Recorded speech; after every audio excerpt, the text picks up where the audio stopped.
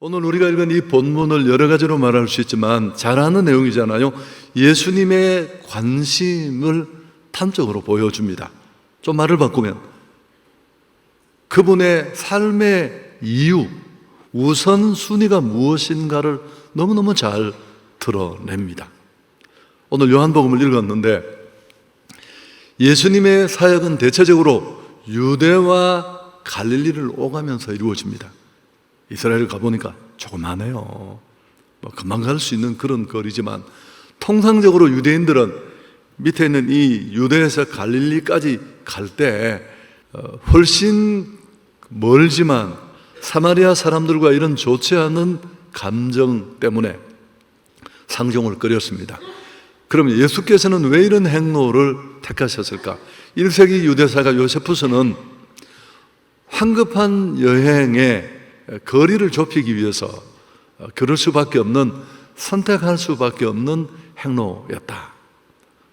그렇게 말합니다만은 물론 예수 일행도 이런 이유로 지름길을 택했을 거라고 사학자조차도 추측합니다. 그냥 이렇게 바로 쭉 올라가면 3일이면 갈 수 있는 길이니까 도보로. 여러분, 과연 예수님이 이런 시간적 이유만으로 이런 결정을 했을까? 그렇지 않습니다. 모든 사람들은 우회하지만 예수님은 그 사마리아 길을 직통한 건 시간을 줄이기 위해서가 아닙니다.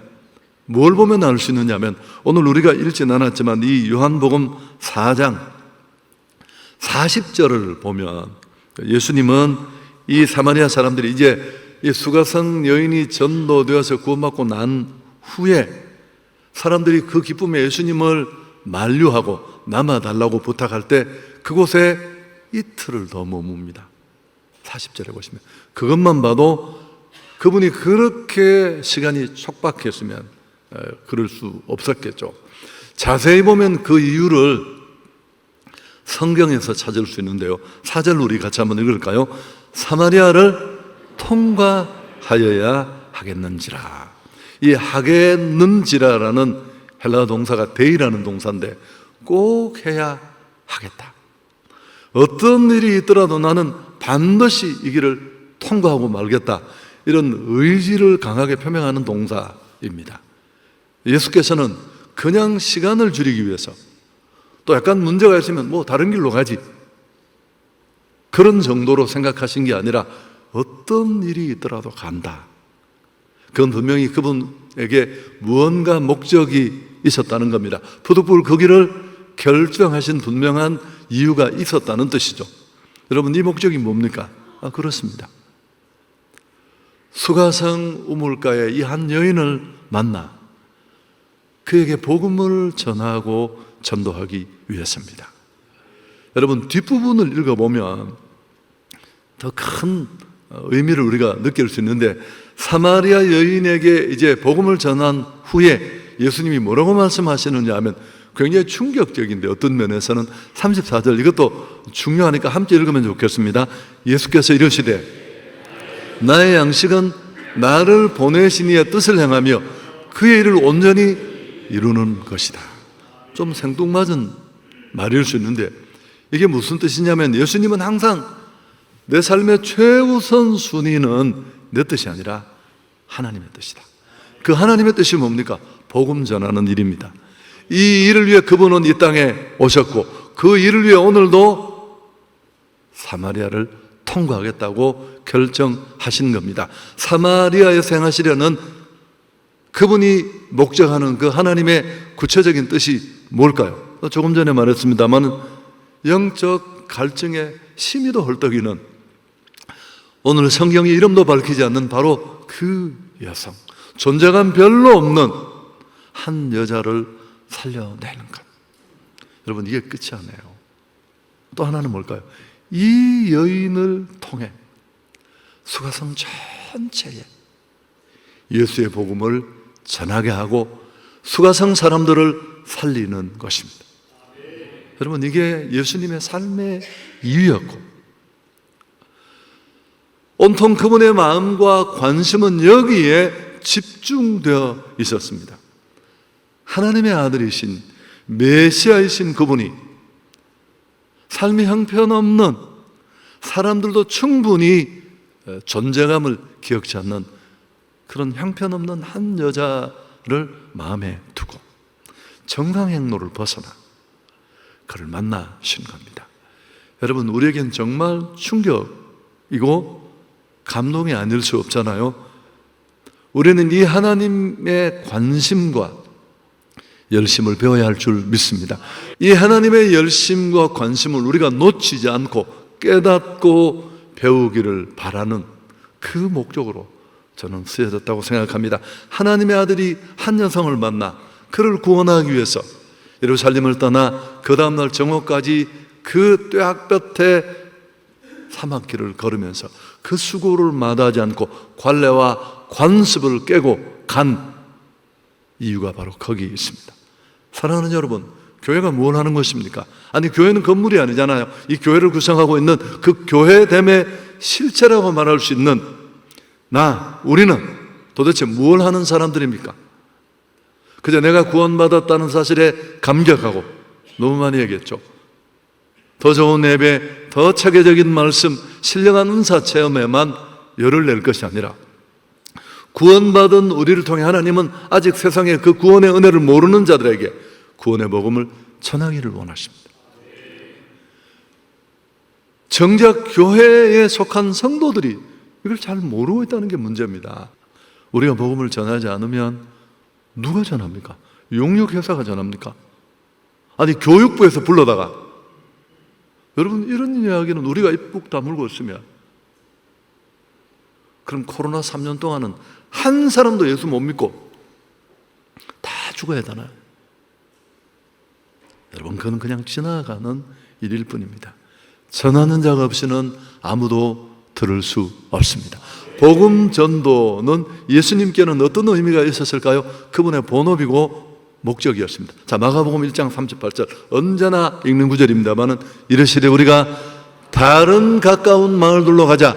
거기서도 전도하리. 내가 이를 위하여 왔다. 예수님이 병곤 치고 귀신 쫓아내고 막 인기 폭발해서 몰려들어서 떼거리로 예수님 붙들고 여기 하루만 더 거하시라고 대접하고 난리칠 때 단호히 그 만류를 뿌리치면서 나는 복음 전하러 갔다. 총총히 그분은 이 여정을 진행하셨습니다. 사랑하는 여러분, 예수께서는 이 땅에 오셔서 여러 가지 일을 했습니다. 식사도 하시고 제자를 가르치기도 하시고 환자를 방문하고 또 사람들을 위로하시고, 그렇지만 그분의 궁극적인 목적은 한 가지였죠. 잃어버린 자를 찾아 구원하기 위함입니다. 변하지 않는 하나님의 소원이고 그분의 뜻입니다. 대부분의 그리스도인들에게 전도는 부담이고 짐으로 남아 있습니다. 그러나 전도는 오히려 성도의 축복이고 능력입니다.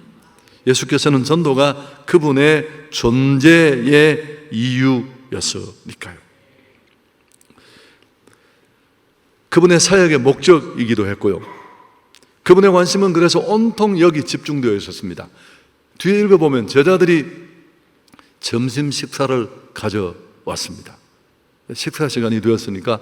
근데 예수께서 엉뚱한 얘기를 하십니다. 나는 너희들이 모르는 밥이 있다. 양식이 있다. 제자들이 띵해서 그게 무슨 소리지? 누가 음식을 가져왔습니까?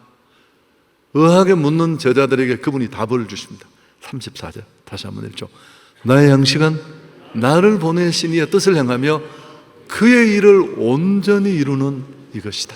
나의 양식은 나를 보내신 이의 뜻을 행하며 그의 일을 온전히 이루는 것이다. 복음을 접한 여인이 예수를 구주로 고백하고 너무 행복해합니다. 부끄러운 줄도 모르고 물동이 집어 던지고 자기 과거를 낱낱이 아는 온 동네 사람 앞에 뛰어나가서 그 예수를 전하는 제자로 바뀝니다. 자, 그걸 지켜보는 그분의 마음이 얼마나 좋았을까. 그 먼 길 온 거, 그 뙤약빛에 흘린 땀. 여러분, 이런 보람 있는 일을 하고 그 결과를 보면 어때요? 먹지 않아도 배부르고 그래서 이런 일을 하는 것이 내게 양식이다. 사람은 육의 양식을 먹는 것으로 즐거움을 얻고 그 힘으로 살잖아요.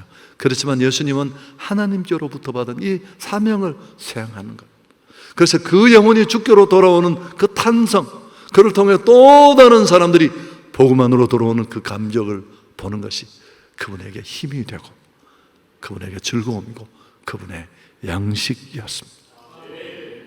자, 한성교회 성도는 적어도 이게 양식이라는 말을 이해할 겁니다.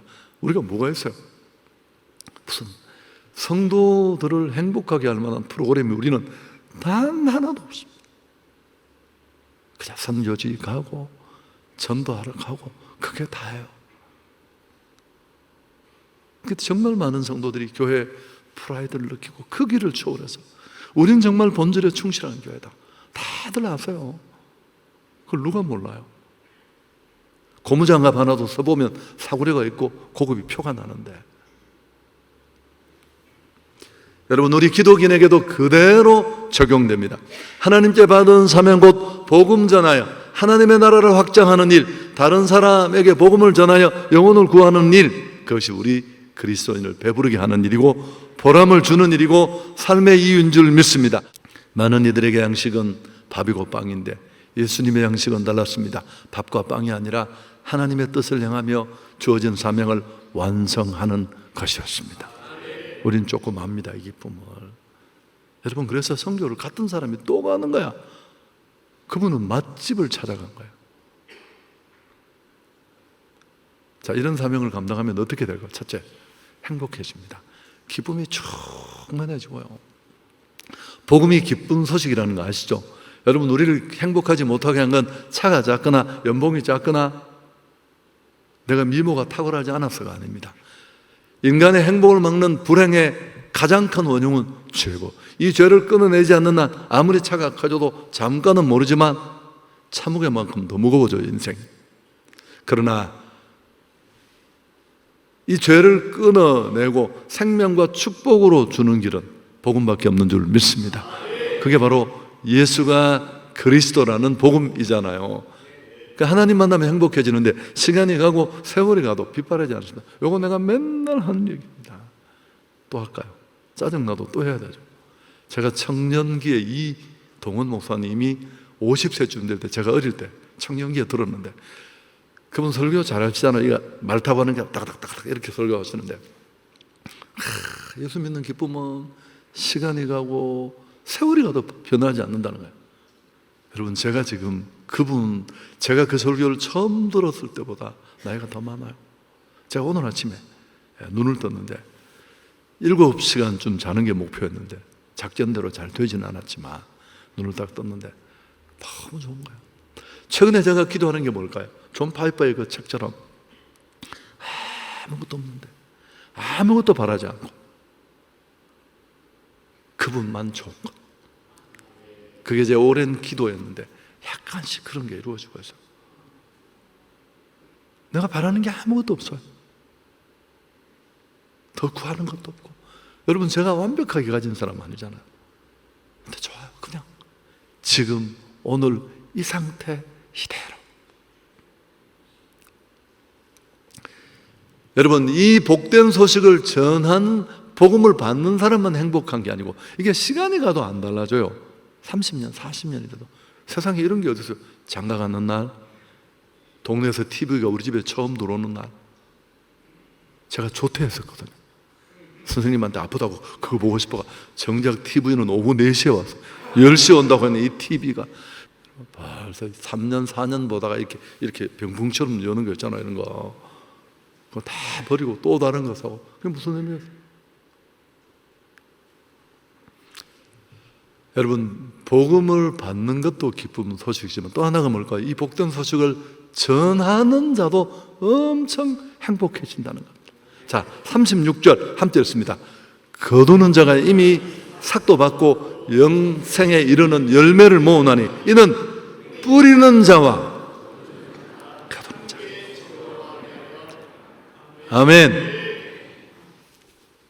여러분, 이 기쁨이 없다면 우리가 어떻게 했겠습니까? 복음을 받으면 기쁘지만 전하면 더욱 행복해집니다. 이런 말을 해보면 어떨까요? 우유를 먹는 사람보다 배달하는 사람이 더 건강하다고 하잖아요. 어려운 얘기를 제가 했습니까? 또 우유 배달을 끊는 분들이 없기를 바랍니다. 두 번째, 여러분, 우리를 정말 강하게 만듭니다. 복음을 전하면 복음을 받는 타인이 살 뿐만 아니라 그 전하는 나도 살아날 줄 믿습니다. 생명 역사와 능력으로 꿈틀거립니다. 전도하고 선교하면 힘을 얻습니다. 사람은 음식을 먹어야 에너지가 나서 일을 하듯이 교회와 성도가 찬송한다고 힘나는 게 아니고, 힘나지만 더 강력한 에너지는, 역동적인 에너지는 생명을 향해 복음을 전하고 생명이 돌아오고, 그때 얻는 에너지는 정말 솟구칩니다. 흔들리던 신앙이 확신에 서고.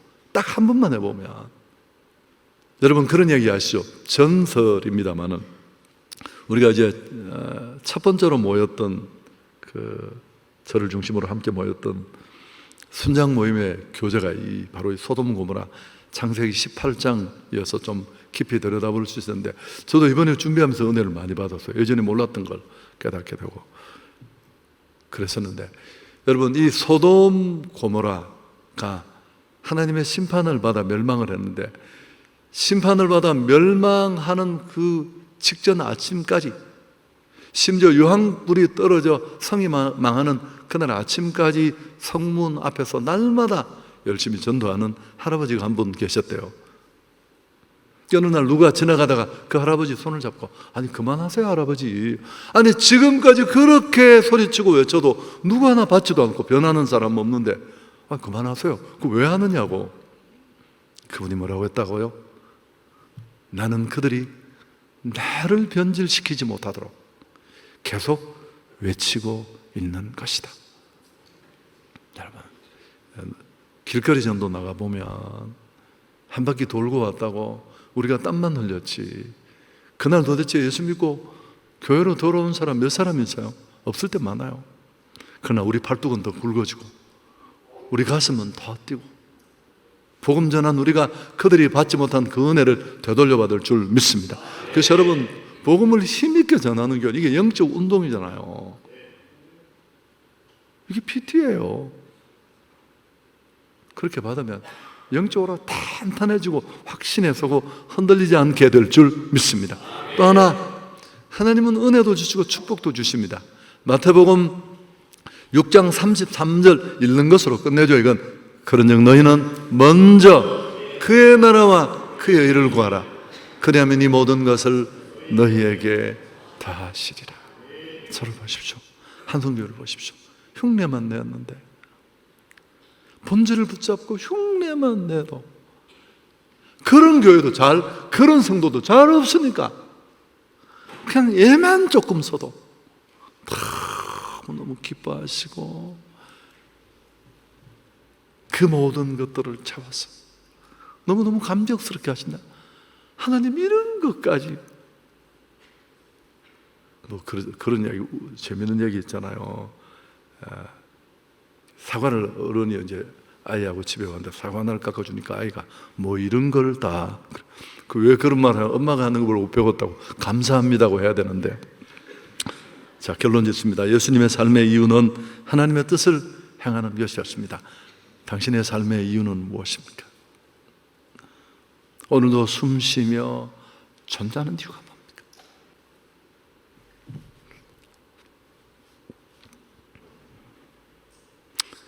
예수님의 삶의 이유는 하나님의 뜻을 행하는 것이었습니다.